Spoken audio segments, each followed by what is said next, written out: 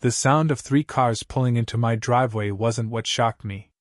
It was seeing my wife step out of the first one, laughing and holding hands with another man, while his whole family climbed out behind her like they owned the place. They had come to take everything I owned. But what they didn't know was that I had already made everything disappear. And when I said just 5 simple words, their smiles turned into panic. Before we continue, please hit that like button and subscribe. I want to know, where are you watching from? Texas? New York? California? Maybe somewhere else? Drop your state or country in the comments below. Now, let's get back to the story and find out what those 5 words were that changed everything. My name is David Parker, and I live in a nice neighborhood in Charlotte, North Carolina. I'm a regular guy who worked hard to build a good life. I started a small computer repair business 10 years ago, and it grew into something bigger, a tech support company that helped other small businesses. Nothing fancy, but it paid the bills and let us live comfortably. My wife's name was Jennifer. Everyone called her Jenny. We had been married for 7 years. She had long brown hair, always wore nice clothes, and liked to post pictures on Instagram showing our perfect life. We didn't have kids yet. Jenny said she wanted to wait until we had more money saved up. Everything seemed normal until about 4 months ago. That's when Jenny started acting strange. She was always on her phone, smiling at text messages and quickly turning the screen away when I walked into the room. She said she had joined a new yoga class and made some new friends. She started going out more, girls' nights, she called them. Then one day, Jenny told me she wanted to take a vacation to Miami, Florida, with her new friends. She said she needed a break from Charlotte's cold weather and wanted some beach time. It seemed reasonable. We had the money, and I trusted her. So I said yes. "Are you sure you don't want to come?" she asked, but I could tell she didn't really want me to say yes. "Nah, I've got too much work," I told her. "You go have fun. You deserve it." She left on a Monday morning. Her friend Rachel was supposedly picking her up to drive to the airport.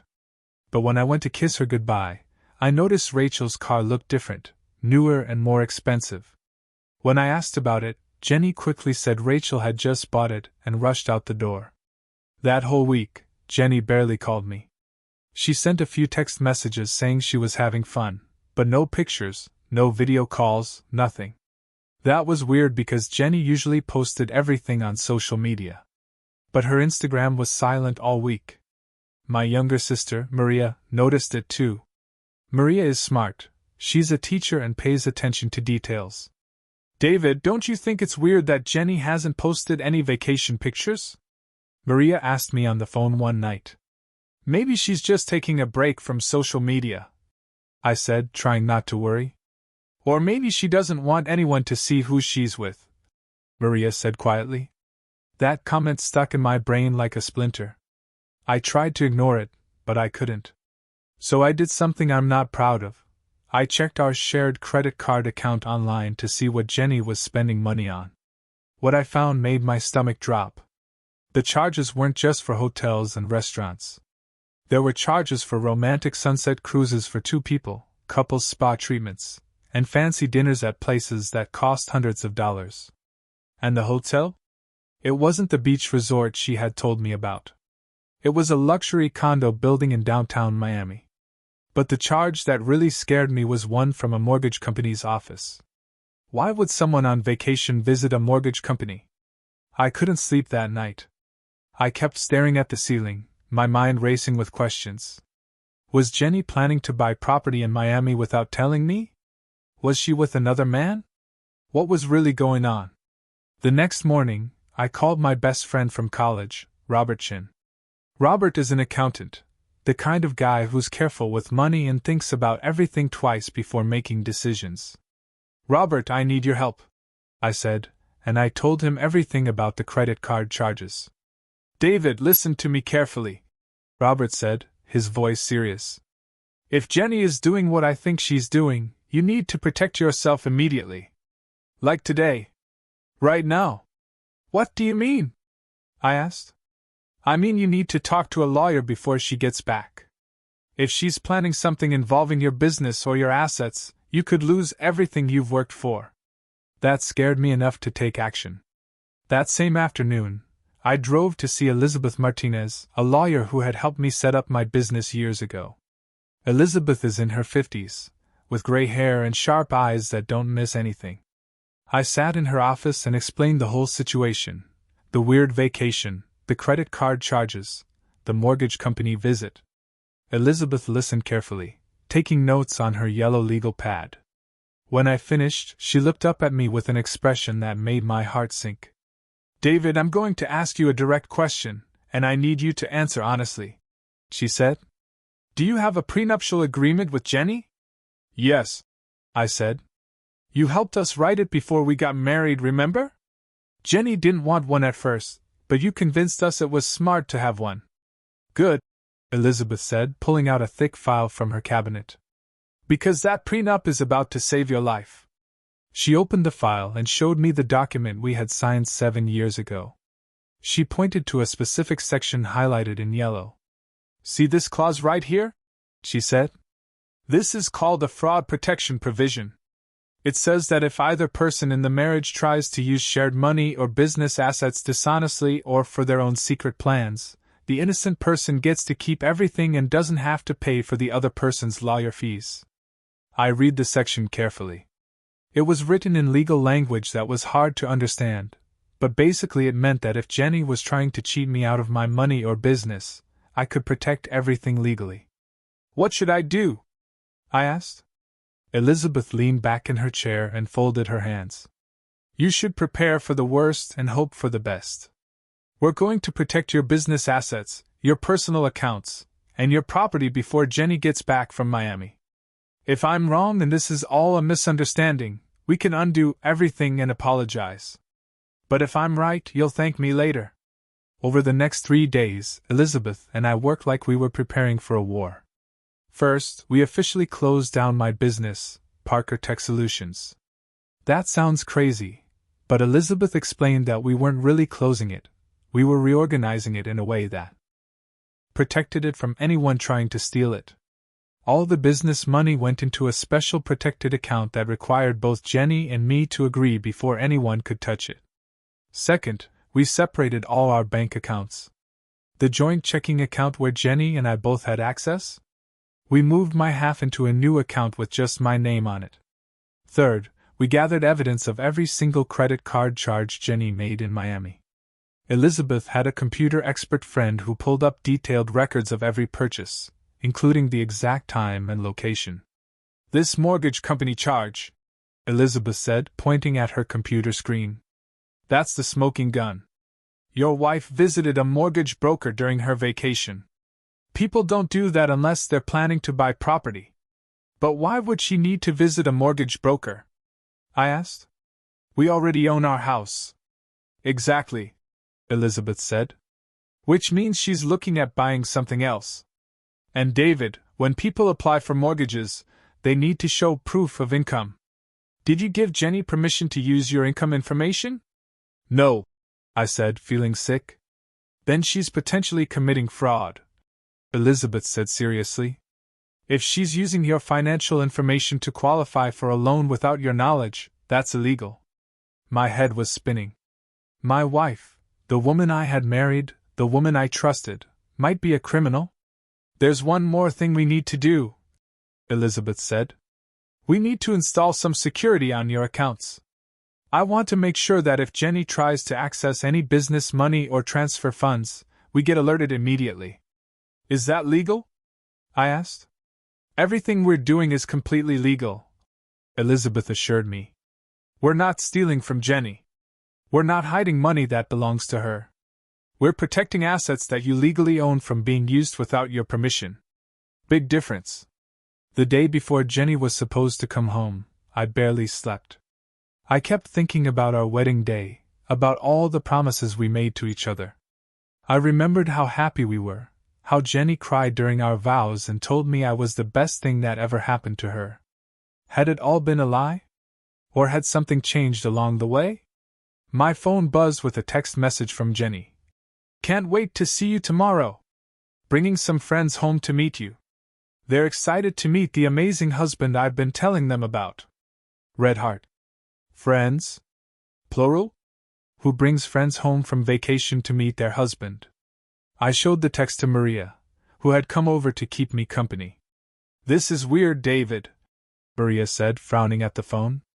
Normal people don't bring vacation friends home to meet their spouse. Something's definitely wrong. What should I do? I asked. Just stay calm, Maria said. Don't let them know you're prepared. Act normal and surprised. Let them show their cards first. That night, I practiced in the mirror what I would say. I imagined different scenarios. Jenny walking in with just one friend, with a group of friends, with a man. I tried to prepare for anything. But nothing could have prepared me for what actually happened the next day. It was around 6 o'clock in the evening when I heard cars pulling into the driveway. Not one car. Not 2 cars. 3 cars. I looked out the living room window and felt my heart start pounding. The first car was a huge black SUV, the kind that looks expensive and fancy. The second car was a red sports car that probably cost more than my house. The third car was a silver luxury sedan. Jenny stepped out of the SUV first. She looked great, tan from the beach, wearing a new sundress I'd never seen before, her hair perfectly styled. But she wasn't alone. A man got out of the driver's side of the SUV. He was tall, probably in his early 30s, with perfect teeth and muscles showing through his tight shirt. He immediately put his arm around Jenny's waist like it was the most natural thing in the world. From the sports car, an older woman emerged. She was maybe 60 years old, wearing a business suit and carrying a large designer purse. She had the look of someone who was used to being in charge. From the silver sedan, a younger guy got out, probably mid-20s, wearing expensive sneakers and carrying a leather briefcase that looked brand new. And then the worst part. They all started walking toward my front door like they owned the place. The tall guy with his arm around Jenny. The older woman looking at my house like she was calculating its value. The younger guy checking his phone and smiling. Jenny used her key to unlock the door without knocking. They all walked in like it was their house. Honey, we're home! Jenny called out in this fake cheerful voice that made my skin crawl. I was sitting in my favorite armchair, the same spot where I'd been sitting every evening for years. But now I felt like a stranger in my own home. Jenny walked in first, followed by her parade of visitors. She was smiling so big that it looked like her face might crack. David, sweetie, I want you to meet some very special people, she said, gesturing to her companions like she was on a game show. This is Brandon Williams, and this is his mother, Mrs. Patricia Williams, and this is Brandon's younger brother, Tyler. She said family, with this weird emphasis, like she was trying to make a point. Brandon stepped forward with his hand out for a handshake. Great to finally meet you, David, he said with a smile that didn't reach his eyes. Jenny's told us so much about you, man. Nice place you've got here. His tone was friendly, but something about the way he looked around my living room, like he was appraising it, calculating what it was worth, made me deeply uncomfortable. Mrs. Patricia Williams didn't offer a handshake. She just stood there, her sharp eyes scanning every corner of my house, looking at my furniture, my TV, the pictures on the wall. It felt like she was mentally adding up the value of everything I owned. Tyler, the younger brother, immediately started walking around like he was shopping at a furniture store. He touched my lamp, looked at my bookshelf, and even had the nerve to adjust my thermostat without asking. So, David, Mrs. Williams said in a voice that sounded like a teacher talking to a child, we all need to sit down and have a very important conversation tonight. Jenny has shared with us the challenges you've been facing in your marriage, and we're here to help facilitate a solution that works for everyone. Challenges in our marriage? What was she talking about? I looked at Jenny, who suddenly couldn't meet my eyes. What challenges? I asked, genuinely confused. Brandon jumped in quickly, putting his arm around Jenny again. Dude, it's okay. We're all adults here. Jenny explained that you two have grown apart, that you've been focused on work while she's been feeling neglected and unfulfilled. This was news to me. When had Jenny felt neglected? She'd never said anything to me about being unhappy. I think there's been a misunderstanding, I started to say, but Mrs. Williams cut me off. Mr. Parker, denial doesn't help anyone, she said firmly. Jenny has been very clear with us about the state of your marriage.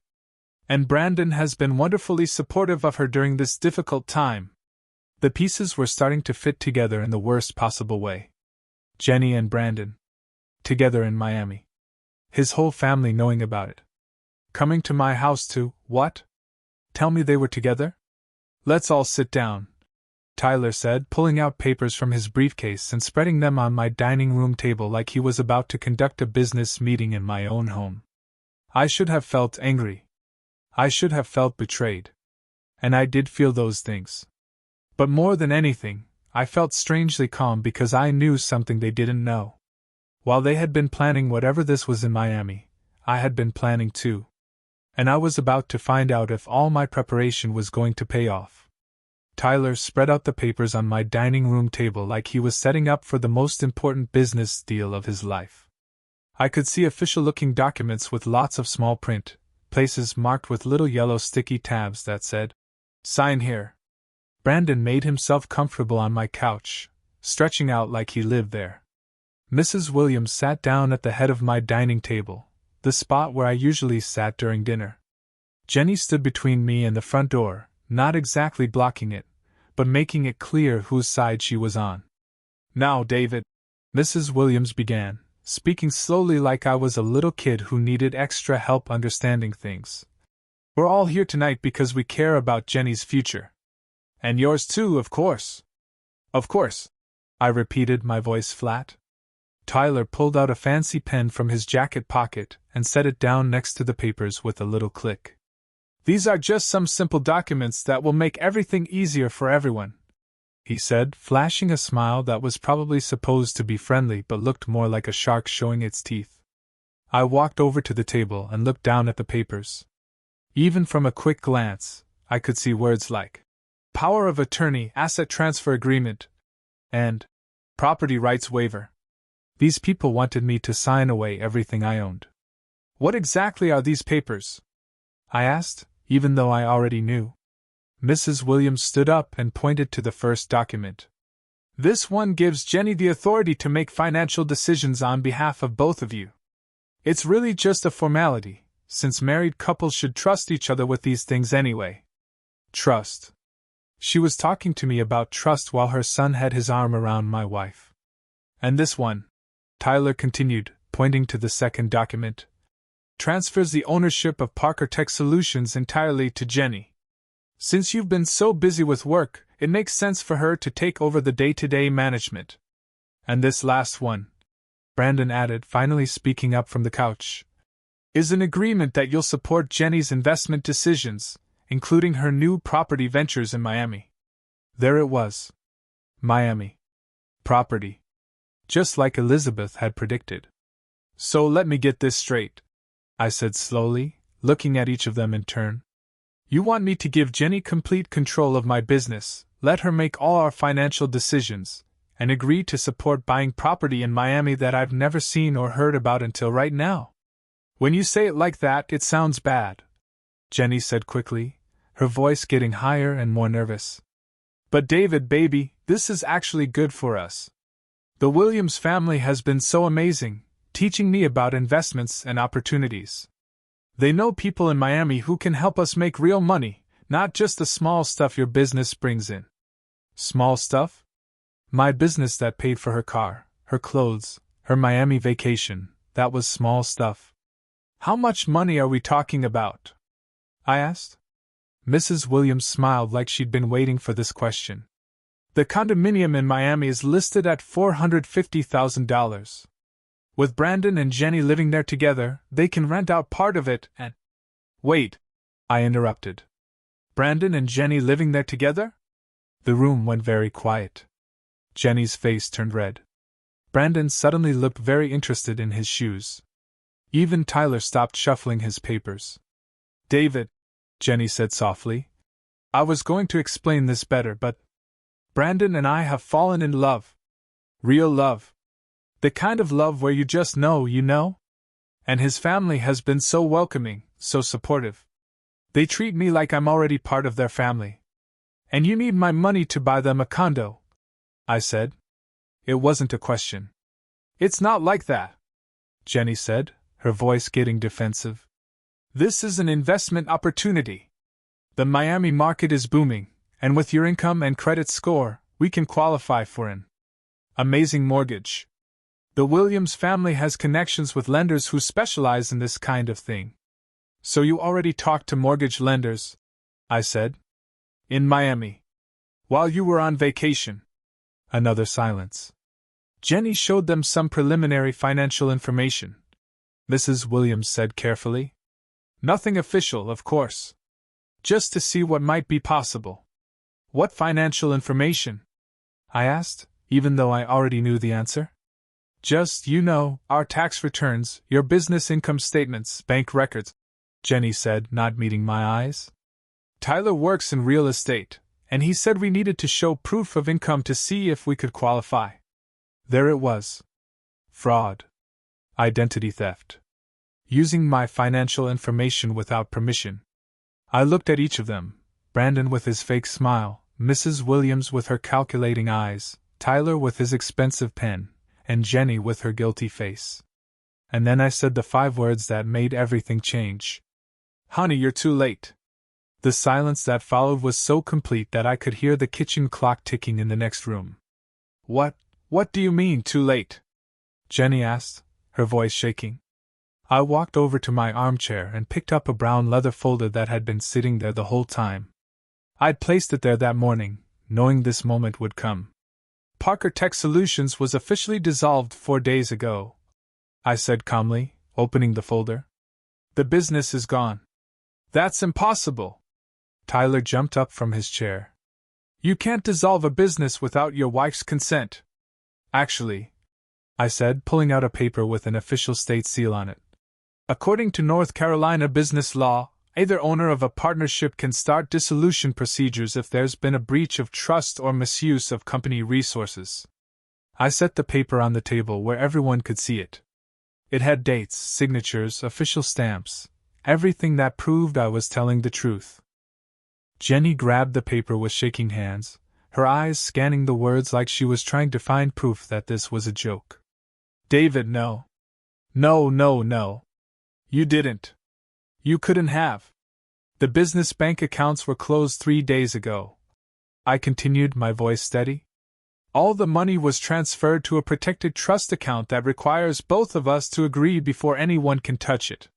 The office lease was cancelled. The company credit cards were terminated. Each sentence hit them like a punch. I watched their faces change from confident to confused to panicked. And this morning, I said, pulling out one more document, I received confirmation that all the business assets, the computers, the software licenses, the client contracts, have been transferred to a new company structure that's protected by the prenuptial agreement Jenny and I signed when we got married. Brandon stood up fast, his earlier friendliness completely gone. You can't do this. This is financial abuse. You're trying to control your wife by cutting off her access to money. Actually, I said, still calm, I'm protecting assets from being used for fraud. Big difference. Mrs. Williams' face had gone pale. Mr. Parker, I think you're making a serious mistake here. We've made commitments based on certain expectations. People are counting on this Miami deal to go through. What people? I asked. That's when Tyler made his big mistake. He was nervous, stressed, and not thinking clearly. We need that money for the down payment, he blurted out. The condo seller is expecting payment next week, and without your income verification, the bank won't approve the loan, and we'll lose our deposit. The room froze. Mrs. Williams looked like she wanted to disappear. Brandon put his head in his hands. Jenny started crying, real crying this time, not the fake kind. So let me make sure I understand, I said slowly. You already put down a deposit on a $450,000 condo in Miami. You told the seller you could get financing. You submitted loan applications using my personal financial information without my permission. And now you're here trying to get me to sign documents that would make your fraud legal after the fact. No one said anything. That was answer enough. I pulled out my phone and opened up a folder of screenshots I'd been saving. These are all the credit card charges from Jenny's Miami vacation, I said, scrolling through them. Couples spa treatments, romantic dinners, sunset cruises. And right here, I zoomed in on one charge. $500 paid to Miami Mortgage Solutions for application processing fees. Jenny was full on sobbing now. David, please. I can explain. The Williams family, they said this would be good for everyone. They said you never even noticed the money moving around, that we could all benefit from working together. How long have you been planning this? I asked her directly. She wiped her eyes, her makeup running down her face in black streaks. 6 months, she whispered. I met Brandon at a gym 6 months ago. His mom came to talk to me one day, said she could tell I was special, that I deserved more than what I had. She introduced me to Tyler, who showed me how people make real money through real estate investments. And you believed them, I said. They were so nice to me, Jenny cried. They invited me to family dinners, made me feel important. Patricia said I reminded her of herself when she was younger. Brandon said he saw a future with me. It felt real, David. It felt like they actually cared about me. Mrs. Williams had recovered some of her composure. Mr. Parker, perhaps we got off on the wrong foot here. What if we came to a different arrangement? We could offer you a percentage of the rental income from the Miami property. Think of it as a passive investment. No, I said simply. But you don't understand, Tyler said, his voice getting desperate. We've already told people this deal was happening. Our real estate partners in Miami are counting on this. We have commitments, plans. That's not my problem, I said. Brandon finally spoke up, his voice angry now instead of friendly. Look, man, you're being unreasonable. Jenny loves me, okay? She doesn't love you anymore. Why are you trying to make this difficult? Just sign the papers, let her have what she deserves, and we can all move on with our lives. What she deserves? I repeated. You mean my business that I built from nothing? My credit score that I maintained by paying bills on time for 10 years? My income that comes from working 60-hour weeks while she was taking yoga classes with you? That's not fair, Jenny shouted. I supported you. I was there for you. Were you? I asked quietly. Because from where I'm sitting, you were planning to steal everything I worked for so you could buy a condo with a guy you've known for 6 months. Mrs. Williams stood up, and her friendly mask finally dropped completely. What was underneath was cold and mean. Mr. Parker, you need to think very carefully about what happens next. We have connections. Friends in business, in media, in social services. It would be very easy for word to get around that you're an unstable husband who financially abused his wife when she tried to become independent. It was a threat. A clear, direct threat. In fact, she continued, pulling out her phone, Jenny has already started documenting your controlling behavior on social media. Haven't you, dear? Jenny nodded miserably, and I pulled out my own phone. Sure enough, her Instagram had new posts from the past few hours. Posts I hadn't seen yet because I'd been too busy preparing for this meeting. The posts showed pictures of her looking sad, with captions like, "Sometimes love means having the courage to choose yourself," and "Financial abuse is real, and it can happen to anyone." The comments were full of her friends saying supportive things like, "You deserve better," and "Stay strong, girl." She was building a story. A false story that made me look like the bad guy. "Here's what's going to happen," Mrs. Williams said, her voice hard and businesslike now. "You're going to sign these documents tonight. You're going to cooperate with the Miami property purchase. And in exchange, we'll make sure Jenny's social media posts stay balanced. We wouldn't want things to get ugly, would we?" I looked at each of them. Brandon, who thought his muscles and smile could get him whatever he wanted. Tyler, who thought his real estate knowledge made him smart. Mrs. Williams, who thought her threats would scare me. and Jenny, who thought I was too nice, too trusting, too in love with her to protect myself. They all thought they'd already won. I have a better idea, I said, reaching into my folder and pulling out one final document. Why don't you read this first? I handed the paper to Mrs. Williams. She looked down at it, and I watched her face change as she read. First confused. Then shocked. Then angry. What is this? She demanded. That, I said, is a report from a forensic accountant showing every unauthorized charge made on our business credit cards during Jenny's Miami vacation. It's also an analysis showing that those charges were made for personal use, not business purposes, which means they violated the terms of our business partnership agreement. Tyler grabbed the paper from his mother and started reading. His face went white. And if you look at page 3, I continued, you'll see copies of the loan application documents that were submitted to Miami Mortgage Solutions using my financial information without my permission. That's identity theft. That's fraud. Those are crimes. The room was so quiet I could hear Brandon's heavy breathing. Now here's what's actually going to happen, I said, my voice calm but firm. You're all going to leave my house right now. Jenny is going to stay with you tonight, Mrs. Williams, since she clearly considers you family now.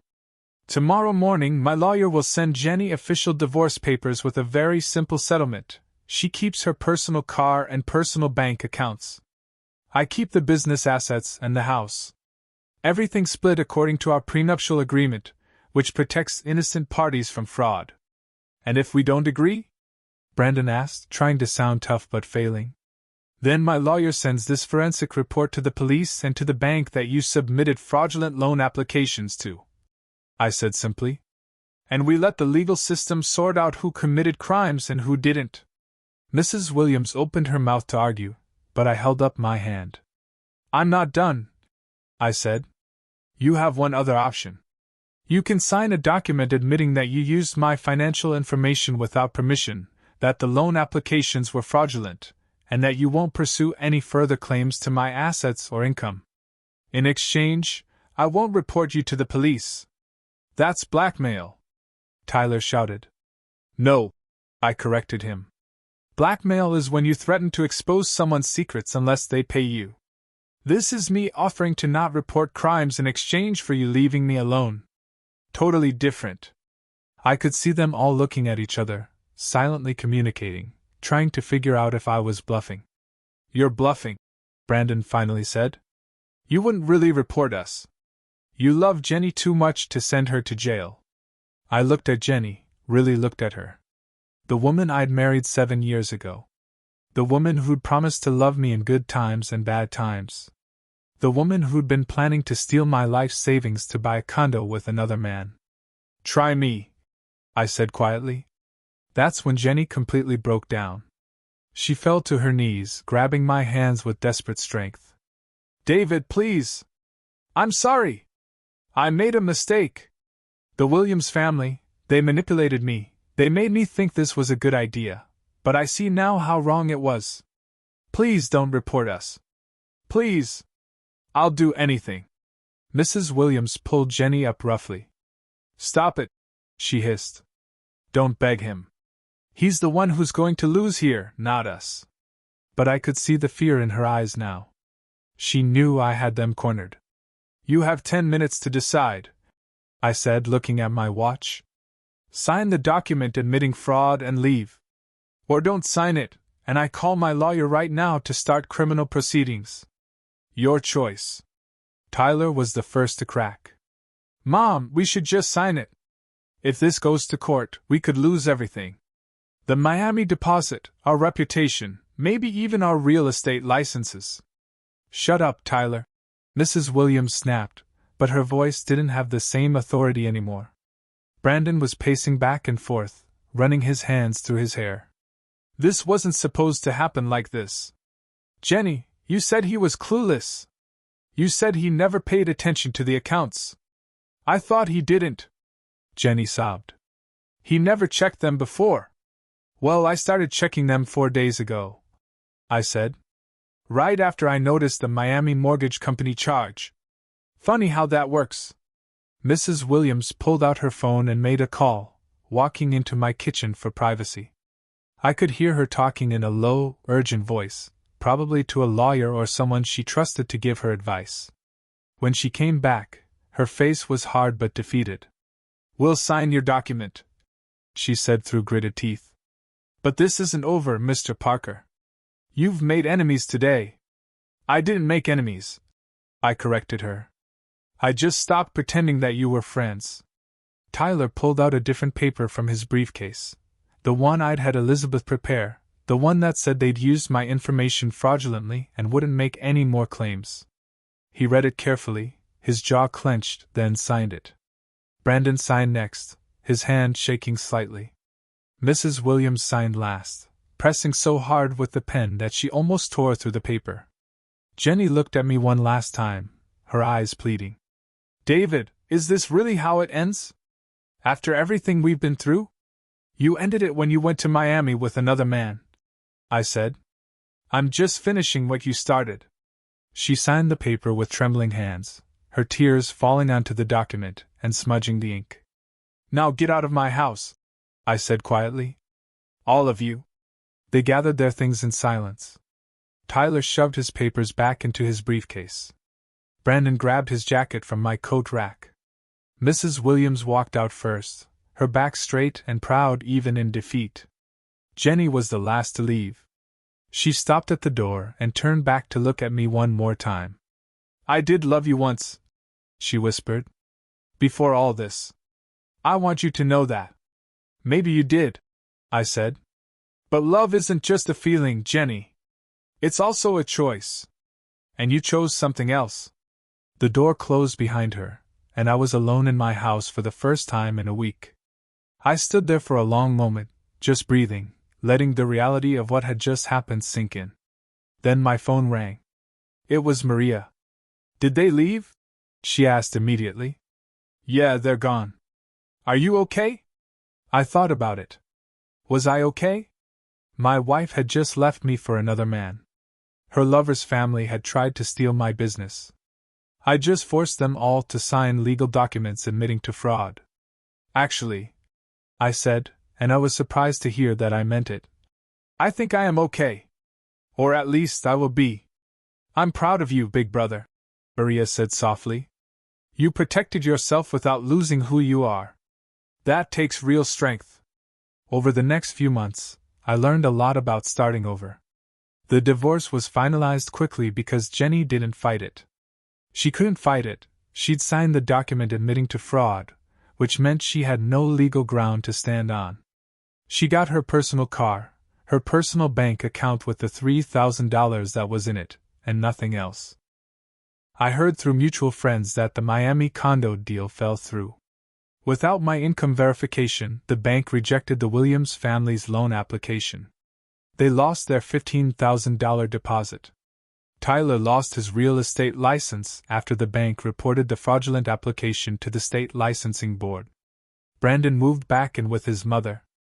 And Mrs. Williams was facing several lawsuits from other people who claimed she'd scammed them with similar real estate schemes. Turns out I wasn't their first target. Just the first one who fought back. Jenny moved to Atlanta to live with a cousin.